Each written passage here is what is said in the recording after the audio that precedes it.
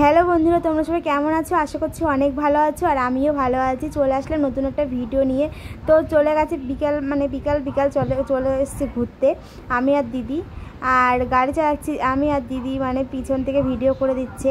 ও ফোনটা কীভাবে ধরবে সেটা বলছে যে কীভাবে ফোনটা ধরবো। তো আমি বললাম এইভাবে ফোনটা ধরে একটু চারিপাশের ভিউটা নে। তো দেখো চারিপাশের ভিউটা নিচ্ছে। আর ওয়েদারটা মোটামুটি ঠান্ডা ঠান্ডা ছিল, মেঘলা আকাশ, বেশ ভালো। তো অনেকদিন পরে বেরিয়েছি, হাসি আর মুখে ধরছে না যে কী করে, দাঁতগুলো সব বেরিয়ে যাচ্ছে।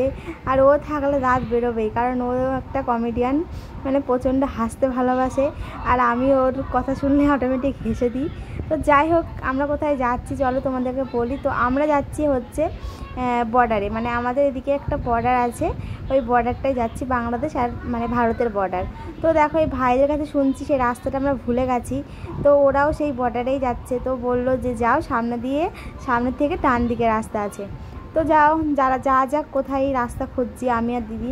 আর ও তো কন্টিনিউ আমাকে হাসিয়েই যাচ্ছে আর আমরা দুজনে সেই হাসছি। আর অনেক দিন পরে গাড়িটা হাতে পেয়েছি, মানে আমার তো গাড়ি না, দিদির গাড়ি। তো দিদি মানে আমার বড়দি আর কি, ওর গাড়ি চালাচ্ছি। তো গাড়িটা পেয়ে একদম মানে বিন্দাস ঘুরছি। দেখো ভিডিও করছে, মানে ফোনটাও ঠিক করে ধরতে পারছে না। তারপরে আমি বলছি এভাবে ধর। তো দেখো সেই রাস্তায় চলে এসেছি অলরেডি আমরা, একটা গ্রামের ভিতরতে রাস্তাটা। আর এখানে না প্রচুর মানে এটা হলো অ্যাকচুয়ালি মুসলিম হিন্দু কান্ট্রি, মানে সবাই আছে এখানে। তো দেখো আমরা প্রায় চলে এসেছি যেখানে আসার কথা।